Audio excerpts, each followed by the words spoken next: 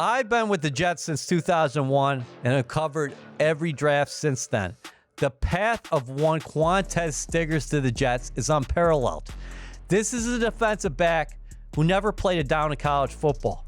He played in something called the Fan Control League, where 7 players lined up on each side. He ultimately played in the Canadian Football League and then became draft eligible. Stiggers became a Jet in round 5. Here's Director of College Scouting John Carr, Area Scout Drew Morris, Senior Regional Scout Jonathan Stiegel, and National Scout Jay Mandalisi on the kid with the blue helmet. Great story right here. I mean, this one, I think a lot of guys that saw when we made the call to him, the different people that talked to him on the phone when we made our selection, there were so many people high on this young man because of his story, right? You know, I think he got overlooked some in high school. He accepted an offer to Lane College in Tennessee, planned on attending there, and right when he had signed, his father was in a catastrophic car accident. Father later passed away that summer. You know, Qwan'tez has a big family at home with a lot of siblings, and he felt he was the man of the house because he was the oldest of the siblings, so he needed to go home and work through things to help his mom out financially. So he did that. You know, he never complained. He did everything there to help out, and I think his mother just saw, you know, him still having the passion to play. So that's when she looked into the player control football, which is run by some former pro athletes. And he did that and he stood out. A Canadian scout or coach had a tie down there with that and noticed him, so they gave him a tryout. You know, Qwan'tez told me that, you know, he was going into camp, you know, and hadn't played, but he was making plays, and he thought at one point they were going to cut him, is what they had told him up there, but he kept making plays and started starting and ended up winning CFL Rookie of the Year. And it worked out where, you know, he was able to get on the East-West Shrine through the rules. They said he can, you know, participate in the East-West Shrine and be a draftable type player. I started hearing about Qwan'tez Stiggers probably from those guys and some rumblings around the NFL in probably December, at the latest, like early January, in terms of, hey, this guy was the defensive rookie of the year, not really knowing the full story. Obviously, I'm a college scout. I got enough college guys to worry about, and our pro department is on the CFL guys. So then you come and say, okay, well, this guy got invited to the East-West Shrine game. Okay, well, I guess based on circumstances, he's now in the college world. So we go out to the East-West Shrine game. I have the receivers as a cross-check position. So I'm obviously watching the receivers, a lot of one-on-ones, and the guy in the Toronto Argonauts helmet is standing out a little bit at corner, you know, but I got a lot of receivers to watch. So probably day 2, I go up to John Stiegel, and he has the corners as his cross-check position. And I'm watching, and I'm like, who's this guy in this helmet that I've never seen before? And they're like, that's the Canadian kid. And I'm like, okay. So I was kind of like, all right.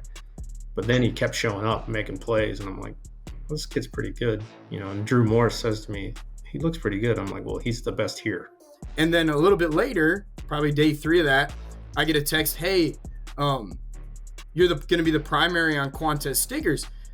Based on the fact that he didn't play college football, he doesn't really have a state that he falls into for any of us, right? So because I have the CFL background, they assigned him to me. I've done a couple of the Canadian guys in the past, and just being able to get information. So actually, luckily, my buddy Vince, who's the assistant GM at the Toronto Argonauts, is at East-West Shrine. So I shoot him a quick text. Hey, do you want to meet after practice? And luckily, again, he's staying at the same hotel as us.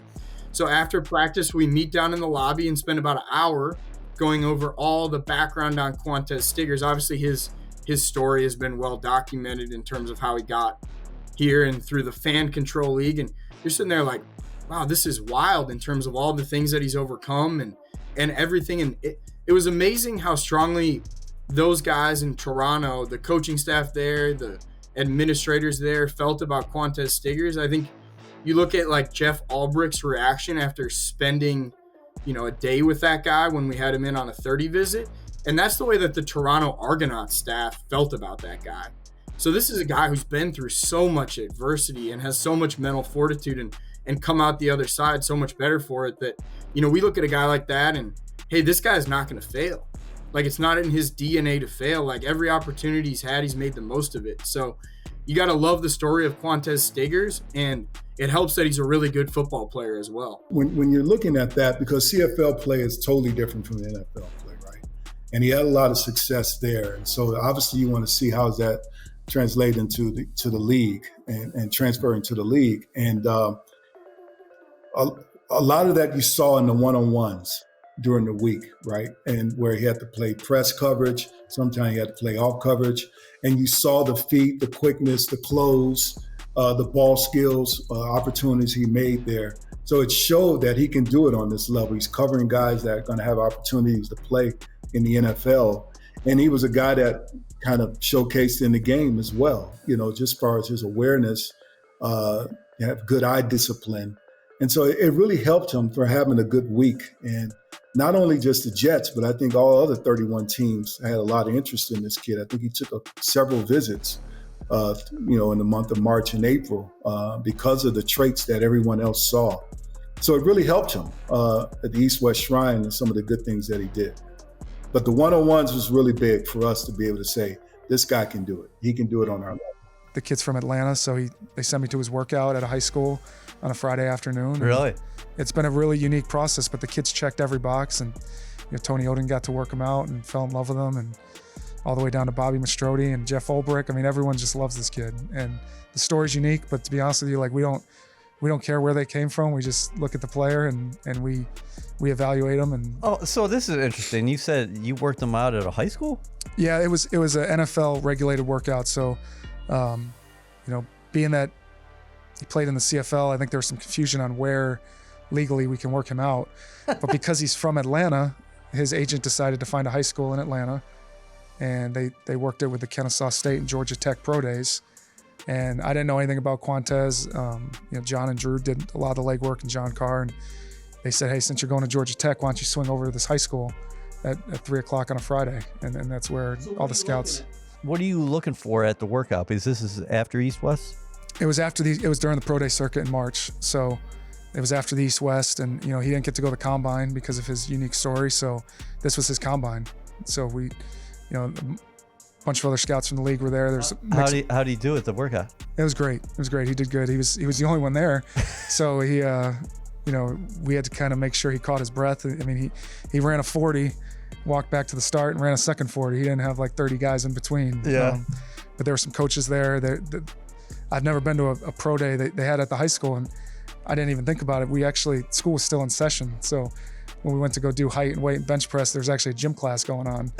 And so we did that. We went out to the field. I think school got dismissed, so a bunch of the kids came out. It was really cool, seeing the support that he had. But he had a great workout, caught the ball really well, moved around really well. I filmed it with my cell phone so I could get it back to the office. And, okay. Coach Oden got to work him out separately as well. You mentioned the call. Everybody in the nation pretty much has seen it by now. Jeff Ulbrich was getting emotional on the line. You had Bobby Mastrodi get up there. Qwan'tez, what's happening, man? Man, just chilling, man. Excited, man. Really enjoyed this process, man. I'm gonna get a Super Bowl. You fired up? Yes, sir, man. I'm about to cry, man. I'm shaking. You should, man. Cry. Man, you deserve this moment, the pit man. right here. So well deserved.